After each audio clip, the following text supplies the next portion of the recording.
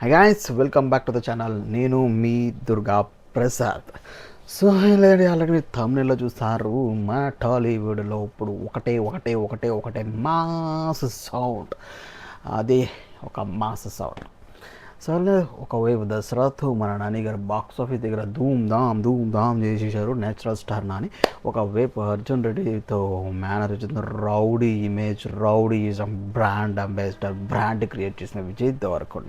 వీళ్ళిద్దరూ ఇప్పుడు ఒక కత్తులు నూరుతున్నారు. మామూలుగా నూరట్లేదే. The Paradise versus Rowdy Janardhan.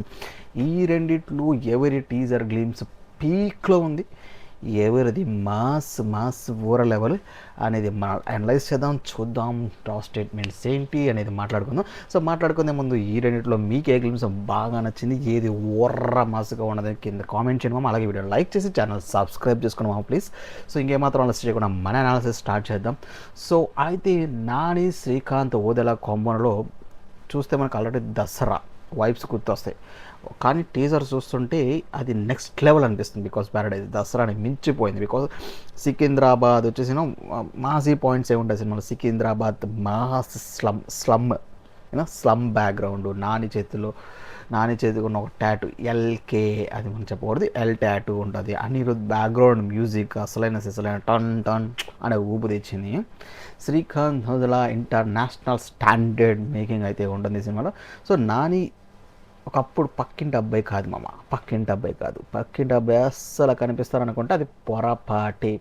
మీరు ప్యారడైజ్ టీజర్లో చూస్తే మాత్రం ఆ రక్తం మరకలు చూసారా, ఇది కేవలం సినిమా కాదు, ఒక రా స్టేట్మెంట్ అది. సో ప్యారడైజ్ అంటే ప్రశాంతంగా ఉంటుంది అనుకుంటే ఉంటుంది కాదు మామ. అక్కడ నాని చేసే విధ్వంసం మామూలుగా ఉండదు. సో అది ఆ సినిమా అయితే ఇక్కడ మన రవితేజ్ రవిడి జనార్దన్, మన విజయ్ దేవరకొండ గారు, రవికిరణ్ కొల్లా డైరెక్షన్లో విజయ్ దేవరకొండ కెరియర్లో చూడని విధంగా ఒక ఊర మాస్ మేక్ ఓవర్లో చూపించాను నిన్న. సో విజయ్ ఆ లుంగి గట్టి ఒళ్ళంతా బ్లడ్ బాత్ రక్తంతో అరాచకం. అయితే విజయ్ దేవరకొండ రొటీన్గా ఉండి ఎప్పుడు మనకి తెలంగాణ యాస మూవీస్తోనే వచ్చేది ఆయన స్లాంగ్ మొత్తం. కానీ ఈసారి గోదావరి కళింగపట్నం యాసలో చెప్పిన డైలాగ్స్ సూపర్ వైరల్ అవుతుంది మొత్తానికి. సో ప్రతి ఊర్లో ఒక రౌడీ అవ్వాలి ఉంటుందంట, కానీ ఇంటి పేరునే రౌడీగా మార్చుకున్నది నేను ఒక్కనే అనే డైలాగ్ ఈ సినిమా మీద సైలెంట్ సెటైర్ అని నెటిజన్లు చర్చించుకుంటున్నారు. బికాస్ రౌడీ జనార్దన్ కదా.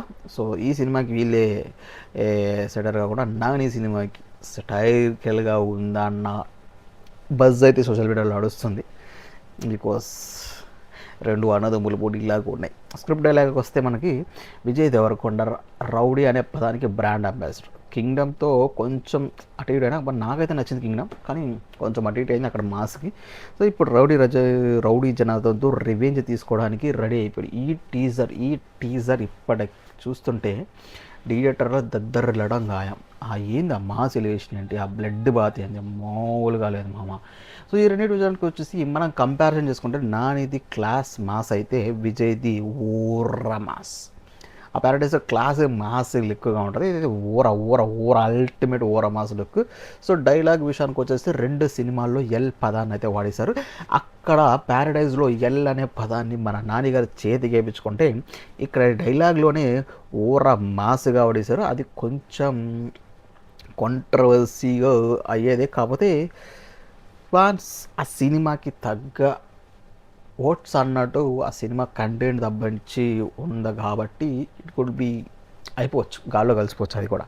సో ఇది ఇక అనిరుద్ వర్సెస్ క్రిస్టో జెవియర్. సో అనిరుద్కి ఎడ్జ్ ఉంది, క్రిస్టోఫర్ మ్యూజిక్ అయితే చాలా ఫ్రెష్గా అనిపించింది. బికాస్ అది నాకైతే దీనికి ఉన్న హైప్, ఈ సినిమాలో ఉన్న హైప్, ఇప్పుడు ఉన్న ట్రెండ్ ఏంటంటే ప్రస్తుతానికైతే నాని సినిమాకి ఎక్కువ అడ్వాంటేజ్ ఉంది.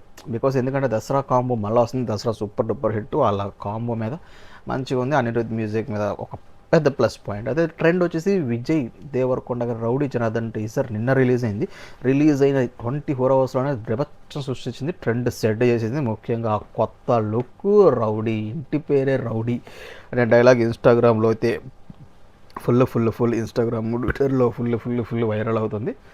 రీల్స్లో దుమ్ము లులిపేస్తుంది. ఇద్దరు హీరోలు బూతులు. ఇక కాంట్రవర్సీ వచ్చేసి ఇదే ఆల్రెడీ మనం డిస్కషన్.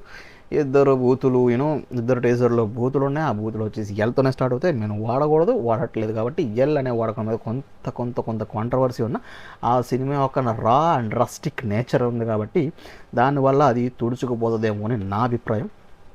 సో ఇది మామూలుగా లేదు. మీకు ఇందులో ఏ సినిమా బాగా నచ్చింది, ఏ సినిమా టీజర్ మీకు హైప్ అనిపిస్తుంది అనేది కింద కామెంట్ చేయడమా మర్చిపోకుండా.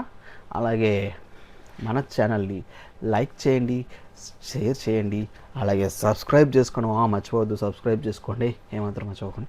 సో అలాగే నెక్స్ట్ వీడియో వరకు కలుద్దామా అండ్ మరిన్ని రియాక్షన్స్, రివ్యూస్, అలాగే కంపారిజన్స్, అనాలిసిస్ కోసం. సో అంటిల్ దెన్ ఉంటా.